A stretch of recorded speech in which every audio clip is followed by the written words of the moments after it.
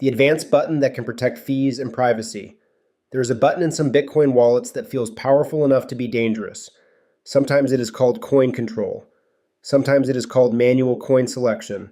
Sometimes it is hidden behind an advanced menu because the wallet knows exactly what it is handing you. It lets you choose which pieces of Bitcoin to spend, not just how much to send, which exact UTXOs leave your wallet.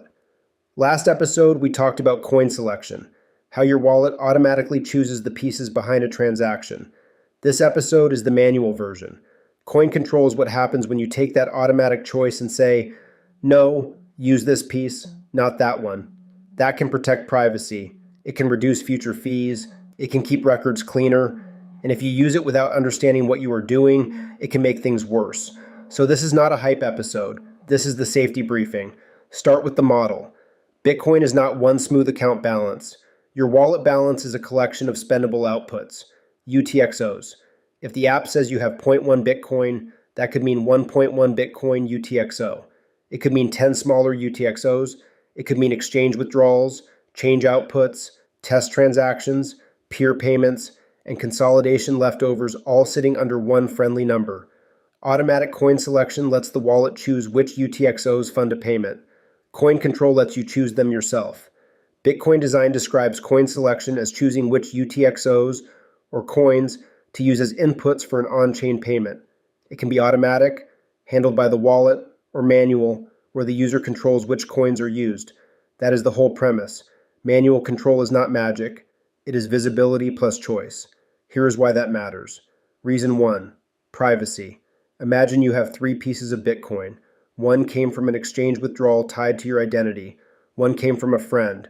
One is old cold storage you have never spent. If your wallet combines all 3 in one transaction, outside observers may infer that those inputs belong to the same controller. That inference is not always perfect, but it is common enough that privacy-focused wallet design treats it seriously. Coin control gives you a way to avoid mixing contexts. You can say, use the exchange withdrawal for this exchange-related send. Do not touch the long-term cold storage piece. Do not combine the peer payment with the KYC withdrawal. Keep the receipts separated. Trezor's own coin control guide frames this clearly. Avoid merging UTXOs from different sources, because combining them can reveal more of your wallet history. That is the first rule.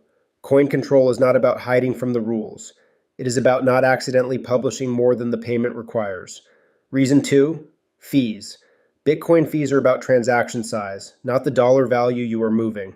A transaction with 1 input is usually smaller than a transaction with 10 inputs. If your wallet has a pile of tiny UTXOs, spending them all during a high fee period can be expensive.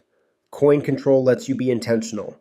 Maybe you choose one larger UTXO instead of many tiny ones. Maybe you wait for a lower fee period to consolidate small same-source UTXOs.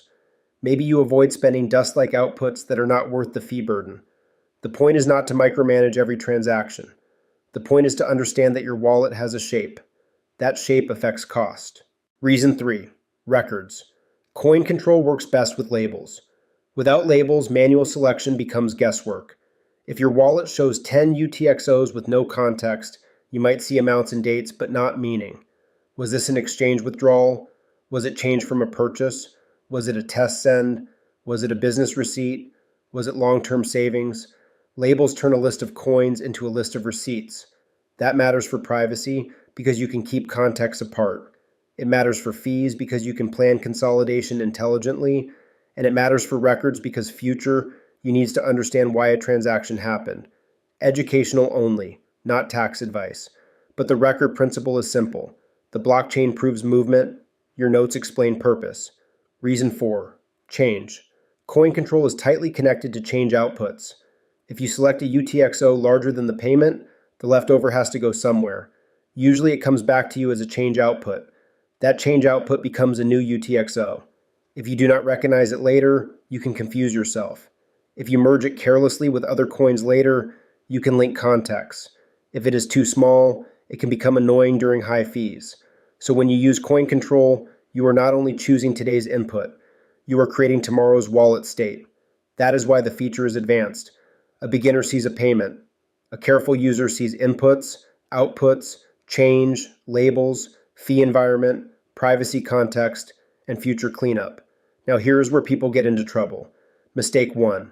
Thinking coin control always means more privacy. It does not. If you select the wrong combination, you can reveal more than automatic selection would have.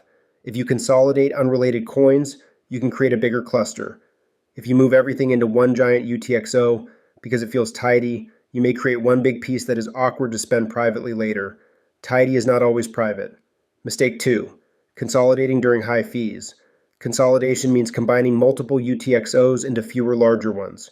That can make future spending cheaper. But the consolidation transaction itself uses inputs. If fees are high, cleanup can be expensive. That is why many users wait for lower fee periods and consolidate only same source coins. Same source is the key. Cleaning up a group of exchange withdrawals may be reasonable. Mixing exchange withdrawals, peer payments, and old cold storage just because you want fewer pieces can defeat the point. Mistake 3. Using coin control before you have labels. Manual control without labels is like choosing envelopes in the dark. You can click boxes, you cannot make good choices.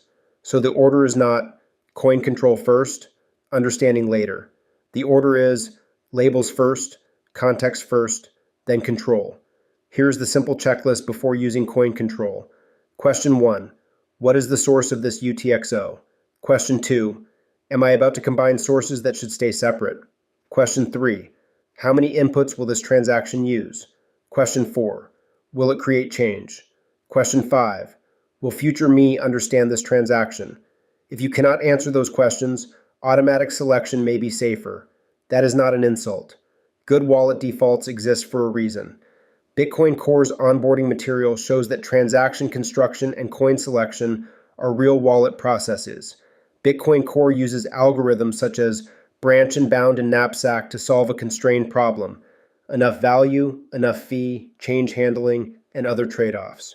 You do not need to beat the wallet at math. You need to know when the wallet does not know your human context. The wallet can calculate. You know why a coin matters. That is the division of labor. Let the wallet handle ordinary sends. Use coin control when the context matters. For example, you want to spend from a specific exchange withdrawal. You want to avoid touching cold storage. You want to keep a business receipt separate from personal savings. You want to consolidate same-source small UTXOs during a low-fee period. You want to avoid spending a tiny unknown output. Those are real reasons. Here are the cases where you probably should not use it. Do not use coin control just because a stranger online said advanced users always use coin control. Do not use it to combine every coin you own into one giant pile because the wallet looks cleaner afterward. Do not use it to spend mystery dust just because it is sitting there and annoys you. Do not use it during a high fee spike unless the transaction actually matters. And do not use it without writing down what you did. The whole point of the feature is context. If you create a transaction that future you cannot explain, you did not gain control. You created a harder receipt. A useful rule is this. Coin control should make the transaction easier to explain, not harder. If the story after the transaction is clearer, good. If the story after the transaction is more tangled, slow down. That is especially true for people who are learning self-custody. The first win is not mastering every advanced wallet feature. The first win is understanding that your balance is made of pieces, keeping those pieces labeled, and not panicking when the wallet creates change. Once that is normal, coin control becomes a tool. Before that, it can become a trap.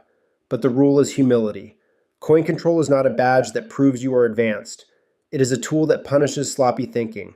The better you label, the safer it becomes. The better you understand change, the safer it becomes. The better you understand fees, the safer it becomes. The better you understand privacy, the safer it becomes. Here's the takeaway. Bitcoin gives you a kind of financial control most systems hide from you. But control is not the same as convenience. Convenience says, show me one balance and handle the details. Control says, show me the pieces, let me choose, and make me responsible for the consequences. Coin control sits right on that line. It can protect you. It can cost you. It can clean up your wallet. It can expose your wallet. The difference is context. So before you click the advanced button, do the boring work. Label your coins, understand your change, know your fee environment, keep different sources separated, and when in doubt, do less. Next episode, we go one layer deeper into the privacy side. Dust attacks, toxic change, and why tiny mystery coins can create outsized problems. This is exit velocity. Think in Bitcoin. Educational only, not financial, tax, or legal advice.